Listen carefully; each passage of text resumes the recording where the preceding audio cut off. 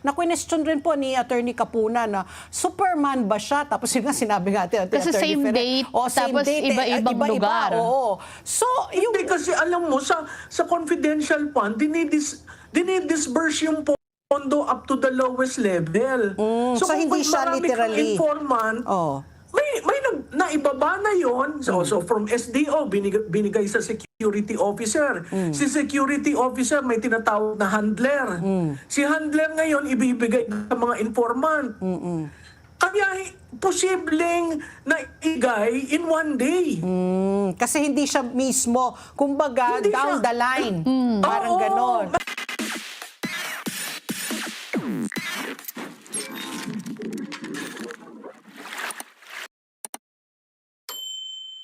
Re-rekta ho tayo sa interview nitong si Prof. Malutigia dyan sa Radyo Agila. Pero, yay! Kayo po, Prof, your reaction po sa day 15 na po, no? I'm sure you've been Nagbabantay watching. ka din. Pinagbabantay Galing niyo ni po. Regal. Your thoughts po. Alam mo, Pat, itong day 15 na ito, nakita Galing si Regal natin Regal. ang defense pumunta sa offensive. Di ba usually nagpapari lang sila ng mga issues na linalabas sa cross-examination nila para lang pino-point out nila ito yung problema dyan. Ito ngayon, nag-introduce sila nung tinatawag na Protective Intel Operations Report. Doon sa production niya, nung ilinabas yan at pinabasa doon sa witness, several entries, makikita mo na may confidential report. So, pag sinabi na ginamit mo ba yung confidential report sa tamang paraan, ang sagot nila, hindi, may PIOR nga eh. Diba? So that in itself puts to doubt the interpretation of the auditor. Kasi yung interpretation ng auditor is mere documentary. Di ba paulit-ulit tinatanong, si Senator Ping, tinanong niya, may security clearance ka ba? Marunong ka ba gumawa ng ground intel, may interpret? Tapos tinanong niya kahapon, tiningnan mo ba sa vault? Pumunta ka ba sa vault para mo malaman yung aliases? So, alam mo, malaking bagay yung mga puntong sinasabi ni Senator Ping kasi steep siya sa intelligence work. Pero binibiti niya lahat para siguro hindi naman mag-sound na may pinapaboran siya. So, ang matinding awayan back and forth was ano ba yung proof of success? Diba? Ang proof of success, ang sinasabi ng auditor is yung there should be a causal relationship. Alam mo, kahit sa ang causal relationship, dinadaan yan sa masusing pagtingin ng mga tools to determine may correlation ba, indirect correlation ba, direct correlation ba. Napakahirap sa isang auditor na ang ginagawa lamang ay paper audit, ang causal relationship o may pinakita bang nahuli, may pinakita bang kinulong. Hindi ganun ang Intel eh. Ang Intel may success dahil nagkaroon ng non-event. Diba? Kunyari, may planong pumatay, may planong i-hostage, may planong harangan. Hindi nangyari yon. Non-event. Pero hindi natin nakikita yon. Lahat ng Intel work, hindi natin nakikita paano ba yung degree ng success mine-measure. Diba? I was going to say nga, Prof, no, you raised a very good point. So parang hindi dapat ang COA ang kausap. Kasi yung sa kanila, auditing lang talaga eh. Diba? Yung release nyo, tama nga na baka she's not the right witness to interrogate whether, yun na nga, no, yung causal relationship na prove na nagamit sa tama. Yung Intel funds at saka yung confidential fund. Kasi tinan mo, Pat, kunyari may nagbigay sa iyo ng information. O Pat, yan sa inyong show, may magrarally dyan. Anong gagawin mo? How do you treat that? Kung walang nagrally, Sasabihin mo, ay, negative yung kwan, mali yan, Yung hindi info. A1 source. Oo. Pag may nag-rally at yung rally nagdulot ng pagdami ng tao sa lugar ninyo, sasabihin mo tuloy, naku, bakit hindi ko ba pre-event ito? Oo. Diba? So ang maganda yung ginawa ng defense dahil inopen niya yung PIORs. Pero ang nakakatakot doon, hindi sa intelligence community, you don't even reach that point na nakikita ng ordinaryong tao ang PIOR. Kasi secret nga eh. Oo, Di ba, confidential. may documents, may classification, merong classified, merong restricted, merong top secret. So yung mga ganon, nagwo-worry ako dahil yung in production na yan, lahat ngayon ang gumagamit ng confidential and intelligence fund, alam ngayon na may PIORs. Oh. Yung kalaban ng Estado. Oo. Alam nila ang pinagsisimulan niyan, may tinatawag kasi sa intelligence community na order of battle. Sino ba yung top 10 na wanted sa drugs? Yeah. 10 na wanted sa rice smuggling? Top 10, hindi mo yan linalabas. Correct. Oo. Diba? So yun yung nangyari kahapon. Although nakita natin maanghang ang balitaktakan ng Kapunan at Ferrer, Yeah. pero ang aking paniniwala naman dyan, naging maanghang dahil gusto nilang ipakita sa taong bayan na sandali lang, magkaiba ang ating interpretasyon. Di ba? Kasi sinabi ni Atty. Kapunan, hindi, sandali lang, ikaw ang nag-open ng pintong yan. So dapat magamit ko rin yan, yung evidence na Evidence, sinasabi mo. oo. So kung titingnan mo, talagang sharp and tactical, pero hindi substantive. Substantive in the sense na si Atty. Kapunan nagtanong lang for the sake na may matanong dun sa inintroduce na evidence. Okay. Professor, so masasabi ba natin na naging successful ang defense para sirain yung, kasi una pa lang kino-question na nila yung competency nitong auditor na humarap doon sa sa witness stand. Alam mo, Weng, ako'y nalulungkot dahil yung dalawang COA witnesses, hindi ko maintindihan. Ikaw, nag-cover ka ng ahensya, no? Ahensya, merong staff, merong section head, merong division head. Sa COA, umaabot hanggang commissioner at saka commission proper. Hindi ko maintindihan bakit hindi pinadala yung section head o yung division head. Bakit ang pinadala yung nag-audit? Okay lang yung nag-audit pero yung mga tanong na complicated, sa tingin ko hindi nasagot ni Wamil at nitong si Del Campo. Del Campo. Oo. Kasi parang it's above their pay grade. Kasi yung mga sagot nila, yan sa joint circular. But they are not going into the, ano ba yung wealth of knowledge ng COA when it comes to confidential and intelligence fund. Kasi kay Wamil, ngayon lang niya sinabi na, ngayon lang nakuha ang Vice President. Kasi nga, nabigyan ng pondo, no? So, ang kailangan nating na hindi ini-introduce, bakit binigyan ng confidential fund si BP ni Presidente? Ano yung sinubmit na sa Ng tingin ko yun OVP. sa tingin ko yun confidential Ano yung sinubmit that warranted the president to give the OVP 125 million? Diba? Na malapit na yan sa end of the year. So meaning may operation silang ginawa kasi makikita mo rin doon sa bakit may nagawa na binabayaran? Kasi sa Intel meron ng nag-aakro na yung gastos. Kunyari ako informant, kinausap yung dalawa, may gastos na tayo. Pero wala pa kayong budget para sa confidential fund. So the moment nagkaroon ka ng budget, babayaran mo na ako sa information kong binigay. Yung information ko can be useful or can be useful 3 months or 6 months down the line. Professor, Gets nyo? Opo. Professor, so parang hindi ba failure on the part of the prosecution nang pinasabpina nila itong mga mababang auditor instead of the yung mga head Head ng division o ng department? Oo, tama ka dyan. Pero ang sense ko, kaya yan ang sinabpina nila, yan yung nag-testify sa Committee on Public Sa Order, Congress. Committee on Justice. Oo. Pero That is a tactical error.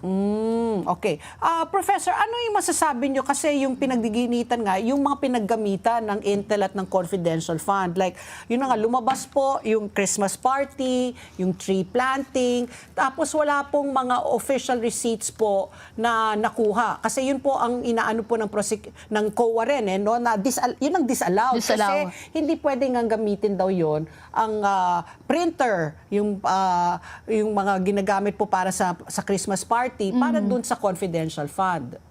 Alam mo, yung doon pag binasa mo yung joint circular, wala naman nagsasabi na kailangan may resibo. Ang sinasabi, document. Acknowledgement receipt or sulat kamay na.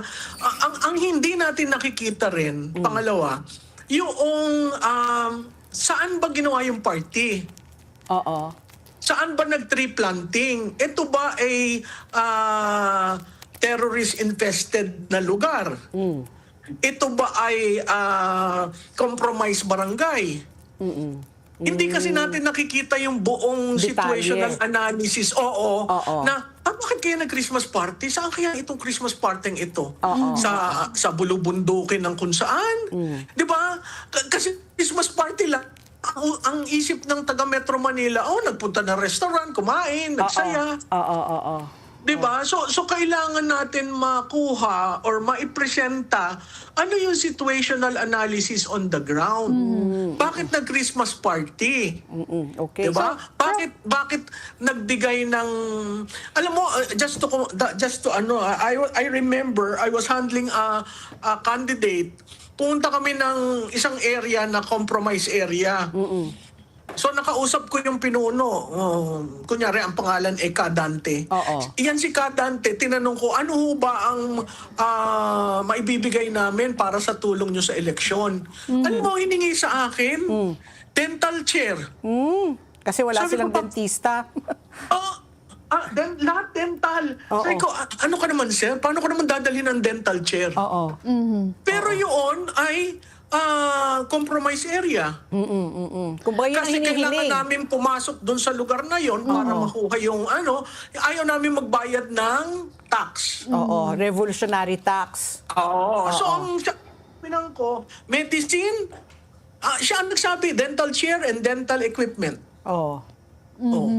Prof, opo. Yes. Kasi isa din dun sa binanggit kahapon na napagugulan itong confidential fund, yung VP Security Group na tinatawag VPSG.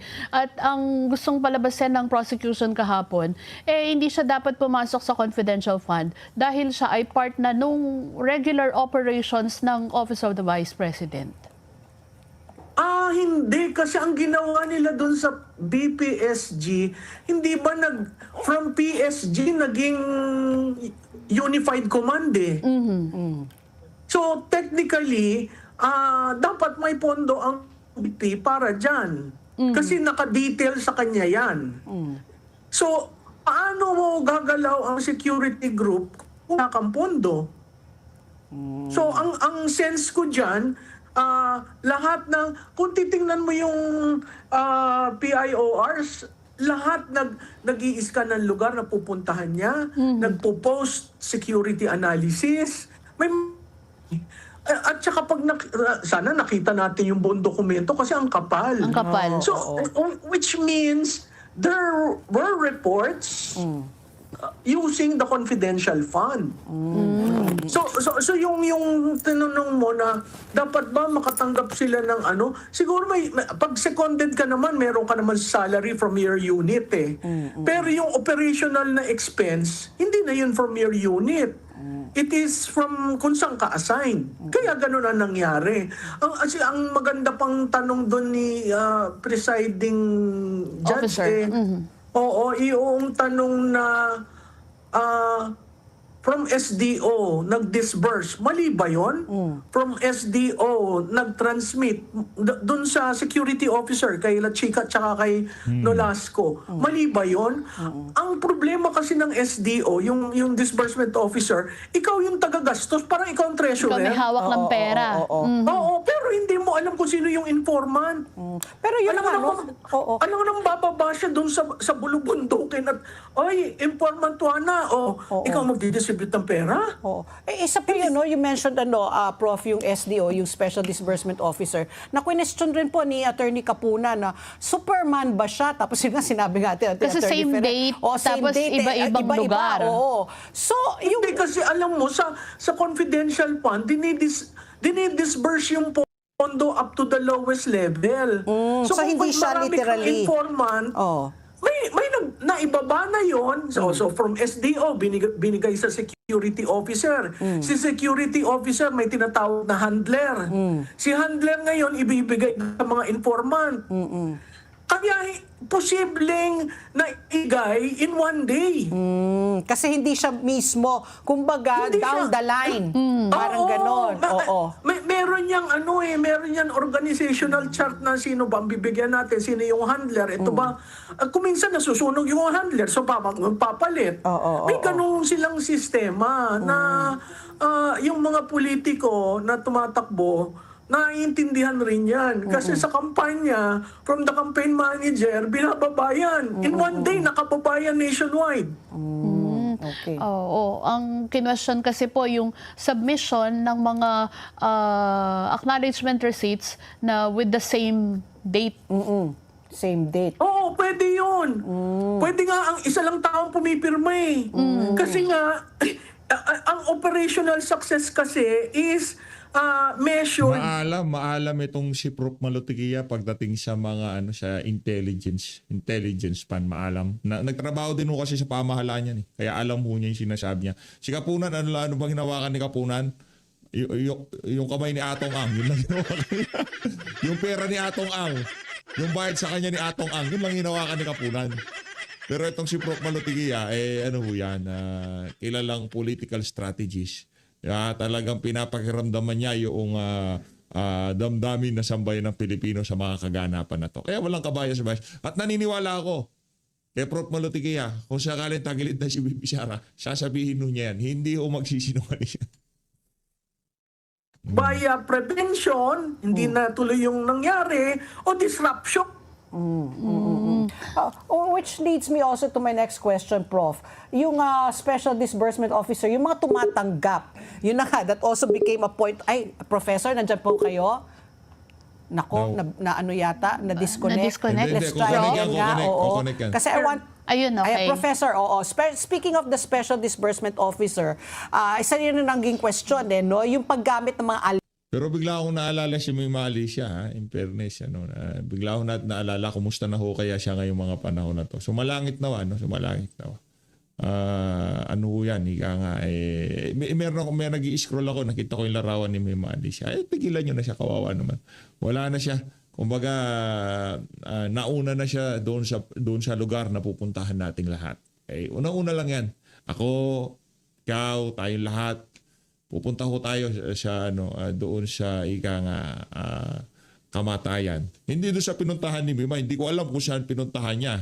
Hindi ko alam kung saan pinuntahan niya. 'Di ba? Pero lahat tayo, sa ayaw sa gusto mo.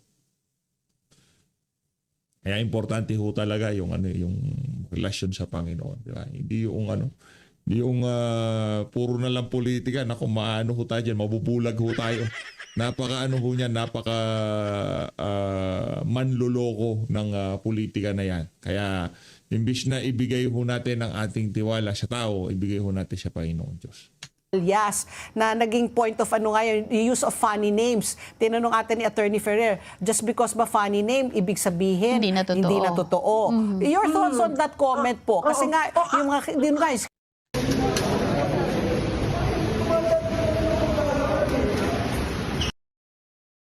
Andin. Oo. Iba yan, iba. Oo. Wala naman nag-iisip ng matino sa pangalan na alias eh. Di ba? Kaya nga alias. Kaya nga malamang yung tinanong ni Senator Ping, pumunta ka ba sa vault? Tinanong mo ba kay chairperson mo, pwede bang buksan yung vault nang makita? Kasi lahat yung mga yan, nasa sealed envelope na linalagay sa vault ng chairperson ng COA. So, pag binuksan mo yung envelope, nandun nakasulat. Sino ba yan? Pero classified information yun. Oh, so hindi lang basta-basta pwedeng buksan yon. Hindi pa Oo, alam. at hindi basta-bastang gustong malaman si Grace Piatos basta malutikiya. Oo. Hindi, kasi classified unless i-unclassify. At pagdating sa intelligence community, parang never na na-unclassify. Hindi katulad sa US, di ba? May, to a certain degree, nag-unclassify. Yung records ng pagpatay kay JFK, na-unclassify na. Non-classified. Oo, dito sa atin, walang ganun. Oh. Oo, kaya yung alias talagang katawa-tawa. Wala kang alam mo, pangalan mo, Jose Rizal, Andres Pasyo, Bonifacio. oo. Mas May umpaw ko pa, Kaya- tapos may lapid Oo nga, rin, may di ba? lapid. Revilla. May Revilla. Oo. Oo, kasi ang gumagawa nun, May Escudero sila-sila din yata. lang. Di ba? Kahit media, may informant ka. Oo. Di ba? Ay, ma'am, wag ako, non-attribution ha. Gagawa ka ngayon ng pangalan. Oo. O kaya i-interviewin mo, naka-silhouette. Oo. Parang Correct. ganon. Okay. Oh. Prof, dun sa sabi nga na diskurso ng mga abogado don't you think it's time na for Attorney Solis na siya na yung mag-take charge doon sa defense ni VP Sara? Si attorney, Solis as lead counsel. sino si attorney Solis? Solis, si Attorney Solis, siya po yung lead counsel ng defense. Season. Season pala, season. Season. Okay. Alam mo, hindi ko kasi alam ang strategy nila eh. Parang ang strategy nila, Attorney bastonera si attorney Season. Simpson. Oo. Tapos may kanya-kanyang assigned na based on expertise. Itong si Ferrer kasi, CPA lawyer. And 15 years siya as talagang corporate accounting, etc. etc. So ang sense ko, dito sa anong tawag doon? Cross? Presentation sa cross.